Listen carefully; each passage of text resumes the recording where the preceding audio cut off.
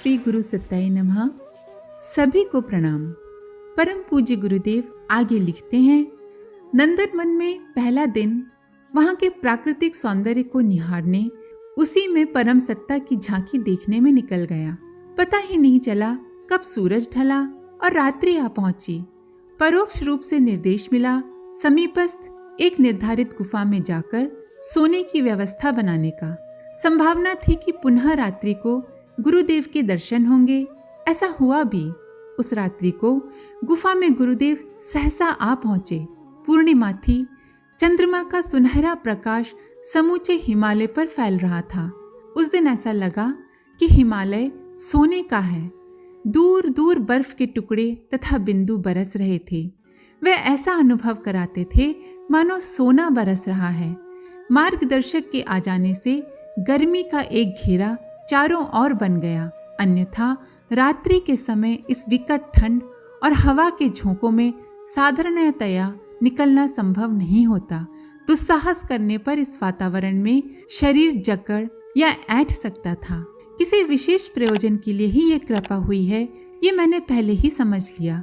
इसलिए इस काल में जाने का कारण पूछने की आवश्यकता ही नहीं पड़ी। पीछे पीछे चल दिया। पैर जमीन से ऊपर उठते हुए चल रहे थे।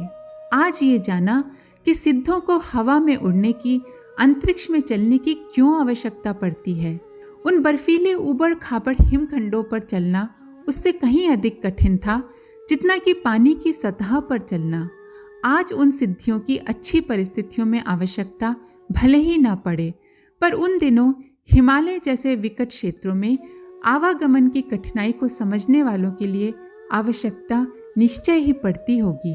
मैं गुफा में से निकलकर स्वर्णिम हिमालय पर अधर ही अधर गुरुदेव के पीछे पीछे उनकी पूंछ की तरह सटा हुआ चल रहा था। आज की यात्रा का उद्देश्य पुरातन ऋषियों की तपस्थलियों का दिग्दर्शन करना था। स्थूल शरीर सभी ने त्याग दिए थे, पर सूक्ष्म शरीर उनमें से अधिकांश के बने हुए थे। उन सूक्ष्म शरीरों को भेद कर किन्हीं किन्हीं के कारण शरीर भी झलक रहे थे। नत मस्तक और करबद्ध नमन की मुद्रा अनायास ही बन गई। आज मुझे हिमालय पर सूक्ष्म और कारण शरीरों से निवास करने वाले ऋषियों का दर्शन और परिचय कराया जाना था। मेरे लिए आज की रात्रि जीवन भर के सौभाग्यशाली क्षणों में सबसे अधिक महत्व की बेला थी। उत्तराखंड क्षेत्र की कुछ गुफाएं तो जब तब आते समय यात्रा के दौरान देखी थी, पर देखी वही थी जो यातायात की दृष्टि से सुलभ थी। आज जाना कि जितना देखा है उससे अनदेखा कहीं अधिक है। इनमें जो छोटी थी वे तो वन्य पशुओं के काम आती थी, पर जो बड़ी थी, साफ सुथरी और व्यवस्थित थी, वे ऋषियों के सूक्ष्म शरीरों के निमित्त थी। पूर्व अभ्यास के कारण वे अभी भी उनमें यदाकदा निवास करते थे। वे सभी उस दिन ध्यान मुद्रा में थे।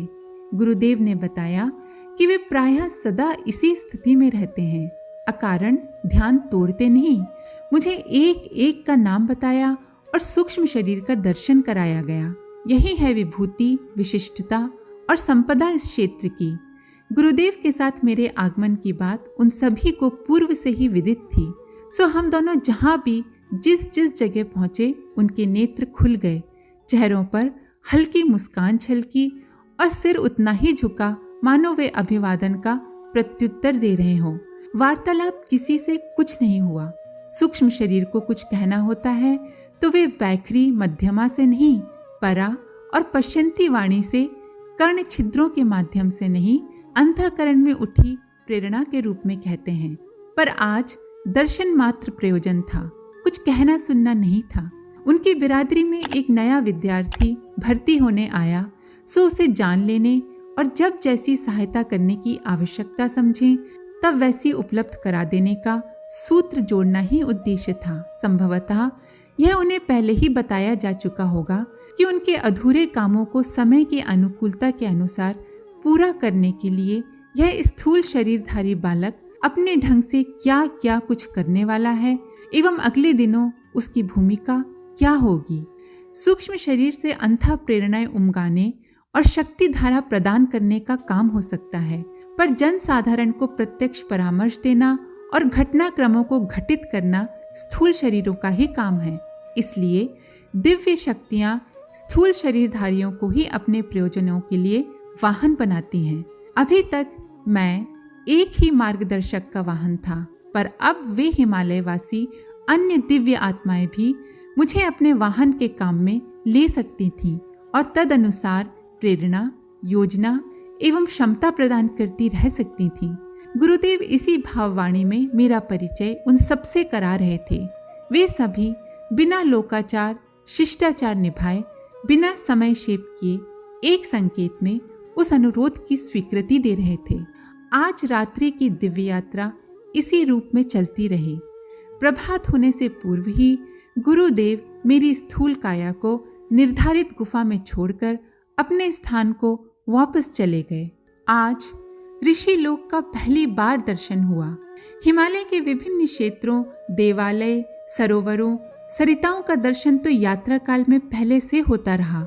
उस प्रदेश को ऋषि निवास का देवात्मा भी मानते रहे हैं, पर इससे पहले ये विदित न था कि किस ऋषि का किस भूमि से लगाव है। ये आज पहली बार देखा और अंतिम बार भी।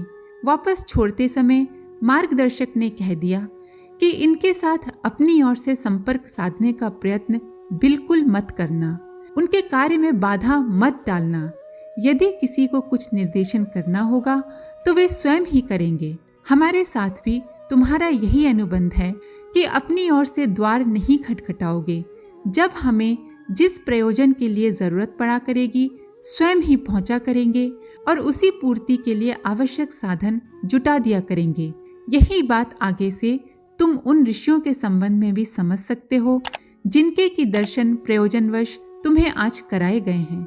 इस दर्शन को कौतूहल भर मत मानना, वरन समझना कि हमारा अकेला ही निर्देश तुम्हारे लिए सीमित नहीं रहा। ये सभी ऋषि तुम्हारे माध्यम से अपने सभी प्रयोजन पूरा कराते रहेंगे जो स्थूल शरीर के अभाव में वे स्वयं नहीं कर सकते। जन संपर्क प्रायः तुम्हारे जैसे सत्पात्रों वाहनों के माध्यम से कराने की ही परंपरा रही है। आगे से तुम इनके निर्देशनों को भी हमारे आदेश की तरह ही शिरोधार्य करना और जो कहा जाए सो करने के लिए जुट पड़ना। मैं स्वीकृति सूचक संकेत के अतिरिक्त और कहता ही क्या। इसके बाद गुरुदेव अंतर्ध्यान हो गए। गुरुवर के लेख को यहीं विराम देते हैं। आप सभी का धन्यवाद। ओम शांति। हमारे YouTube चैनल को सब्सक्राइब करें और बेल आइकन को दबाकर ऑल पर क्लिक करें ताकि आने वाले सभी वीडियोस की नोटिफिकेशन आपको मिलती रहे।